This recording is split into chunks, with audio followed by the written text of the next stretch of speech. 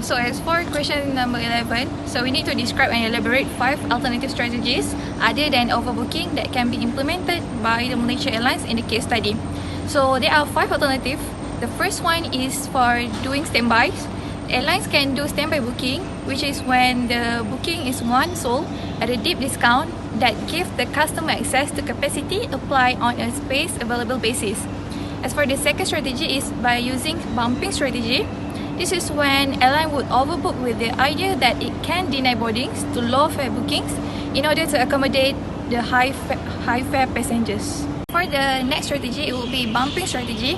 Bumping strategy is when airline would overbook with the idea that it can deny boardings to low fare bookings in order to accommodate the high fare passengers. As for the third strategy, it is the replane concept. Replane concept is when an airline that sees higher than anticipated demand will contact customers on the same flight and offer them some level of compensation to take a later flight. And the fourth one is the last minute discount. This is when the airline use last minute deep discounts to sell capacity that will otherwise go unused. And the last one is by using the cancellation and no-show penalties.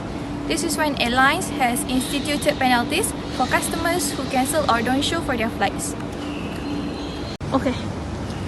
As for question 12, describe the weakness in uniform pricing and illustrate your answer using an appropriate graph. The answer is uniform pricing will decrease the airline's revenue because the airline cannot charge the maximum price that each passenger willing to pay. As based on the graph, price is set at P1, which is the value placed on service by consumer C1. However, there are other consumers, which is C1 and C2 and C3, who are willing to pay for the same service at higher prices, which is the P2 and P3. Therefore, the airline lose the opportunity to get higher revenue from C2 and C3. The aggregate loss is equivalent to the consumer surplus. Okay, for question 13, it is explain and elaborate the discriminatory pricing and how it will maximize the revenue. So, discriminatory pricing means buyers pay different prices for the same service.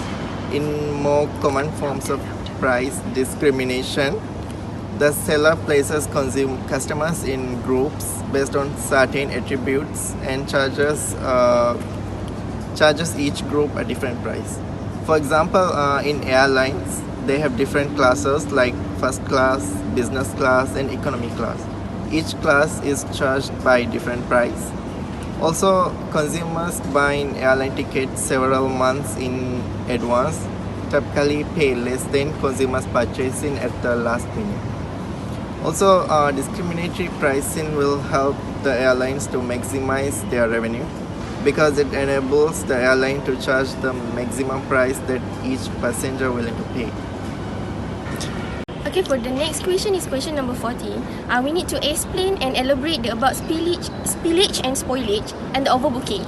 Okay, first one, for the spillage, it occurs when the demand passenger is greater compared to supply seat. For an example, we have a bottle of water, and this is a clear example. I'll show you some demonstration. This is a spillage, right? Wow! It's fun, right? Okay, this happens frequently, especially in high season period in airline that look forward to being fully booked several months in advance for fear of getting to the date with many unsold seats to record at the end of the day. Next is spoilage. Spoilage is referred to extra space. It occurs when the supply seat is more than demand passenger. That means it's being close to the date with many seats still to sell. It may be because of less demand due to high price of passenger no-show. For example, we have a bottle of water, and as we can see, this bottle is not full and we have an extra space, and this is what we call spoilage. Okay, last one is overbooking. It means airlines sold a higher amount of seats than what is actually available in the aircraft. This is practiced by airline to combat spoilage, since invariably some passengers do not show up for a flight or may miss connection. Airline books more passengers for the flight than the aircraft capacity. So today I'll be covering on the question 15. Based on the product elasticity and by using the demand curves, explain the impact of the total revenue to business travelers and the leisure travel market segment. 3. So firstly, I'll be covering on the elasticity demand of the business travelers. So if the fare is increased for the business travelers, travels market segment, where the demand price is inelastic, the demand quantity will decrease but at a lesser rate than the increase in price. So less impact on revenue. Secondly is the elasticity of demand of the leisure travelers. So if the fare is increased for the leisure tourist market segment, where the demand price is elastic, demand quantity will decrease but at a higher rate than the increase in price. So revenue will decrease, as shown in the graph.